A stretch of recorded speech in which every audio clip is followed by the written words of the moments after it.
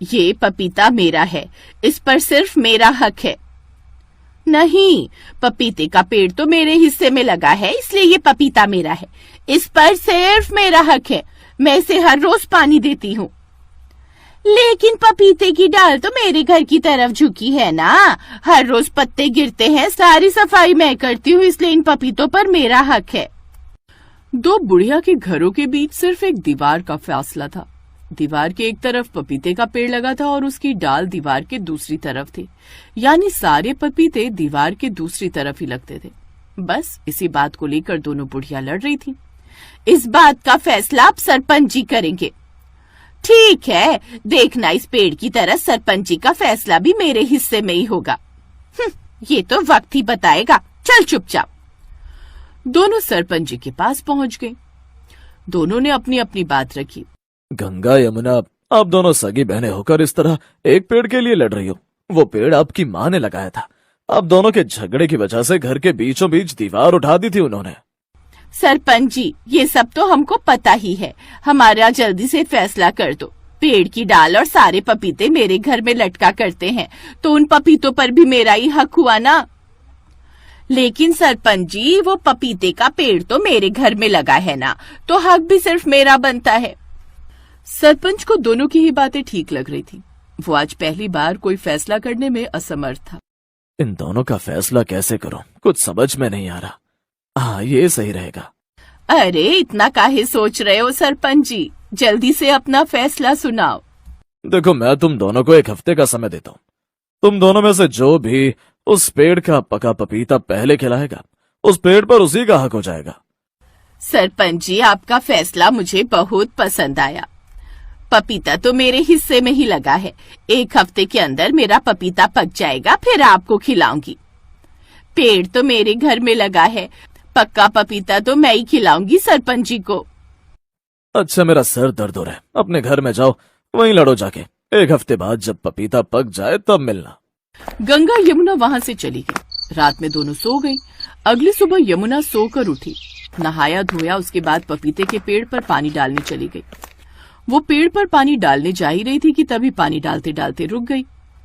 अगर मैं रोज रोज पानी डालती रही तो पपीता पक जाएगा और गंगा सरपंच जी को पपीता खिला देगी, पर अगर मैं पानी न डालूं तो पपीता पकेगा ही नहीं। गंगा पानी लेकर वहां से चली गई। तभी अपने आंगन में गंगा आई। उसने देखा एक छोटा सा पपीता लगा था, पर अभी कच्चा था। अभी तो ये पपीता बिल्कुल बच्चा है, बस जल्दी से ये पपीता पक जाए ताकि मैं इसे सरपंच के मुंह में ठूस सकूं। ऐसे ही वो दिन बीत गया। अगले दिन दोनों बहनें पेड़ के पास आई और पपीते को देखने लगी, पर पपीता जरा सा भी नहीं पका था।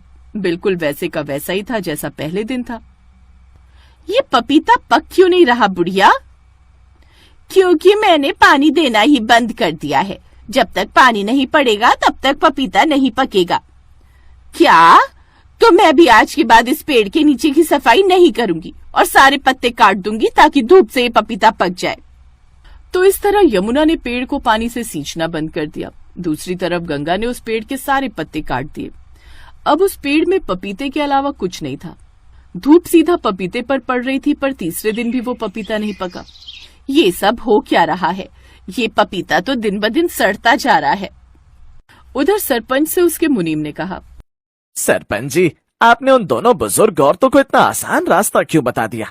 पपीता बस पकने ही वाला होगा, कोई ना कोई तो आपको पका पपीता खिला ही देगा और फिर उस पपीते के पेड़ पर उसी का हक हो जाएगा। सरपंच जी मुस्कुराए और बोले, मुनीम जी, ये इतना आसान है नहीं जितना आपको लग रहा है। वैसे आप बताओ, उन दोनों में से कौन मुझे पका पपीता खिला पाएगा? सरपंच जी, मुझे तो लगता है गंगा ही जीतेगी, क्योंकि पपीता उसकी तरफ ही लगा है। गलत जवाब। तो क्या यमुना आपको पका पपीता खिलाएगी? दोनों में से कोई नहीं, और देखना 2 दिन बाद दोनों में से कोई हमारे पास नहीं आएगा। आप ये सब क्या बोल रहे हैं? मुझे कुछ समझ नहीं आ रहा। 2 दिन बाद समझ आ जाएगा। ऐसे पूरा 1 हफ्ता बीत गया, पर वो पपीता पकने को तो छोड़ो, बिल्कुल काला पड़ गया था। दोनों बहनें ये देखकर हैरान हो गई। हे राम, ये क्या हो गया? पपीता तो पका ही नहीं। इतने में वो पपीता जमीन पर गिरकर मर गया। ऐसा लग रहा था जैसे उस पेड़ की जान ही चली गई हो। दोनों बुढ़िया परेशान हो गईं।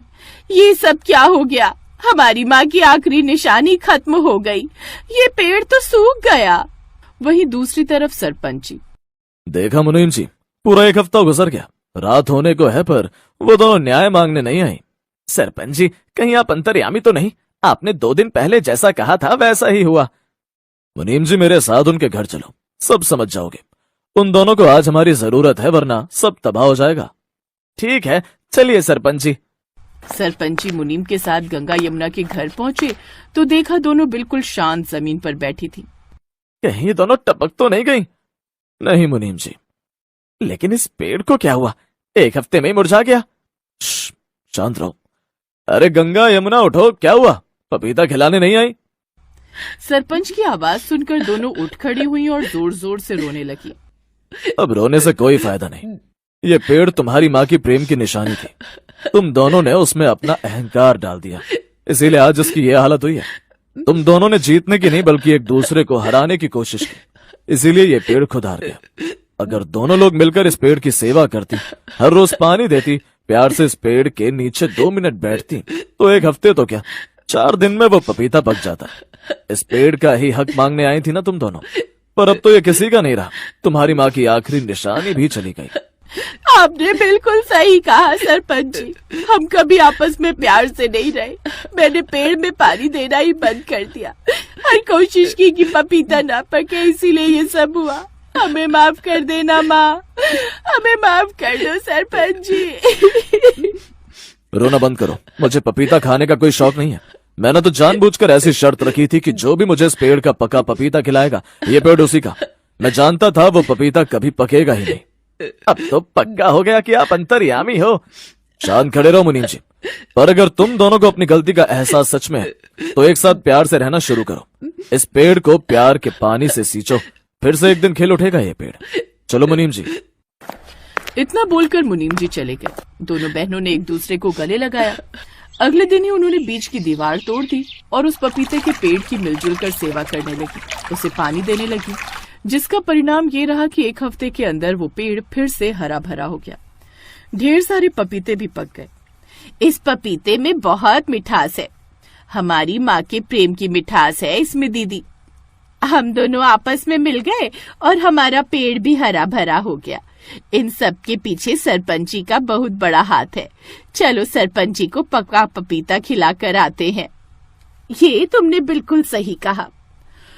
दोनों बहनें फाइनली पका पपीता लेकर सरपंच जी के पास पहुंची। सरपंच जी, ये पका पपीता आपके लिए। अगर आपने हमें सही राह ना दिखाई होती तो आज भी हम वैसे ही लड़ते रहते। आज के बाद हमेशा ऐसे ही मिलजुल कर प्यार से रहना। वो कहते हैं ना, एकता में बड़ी शक्ति होती है। उस दिन के बाद दोनों एक साथ मिलजुल कर रहने लगी।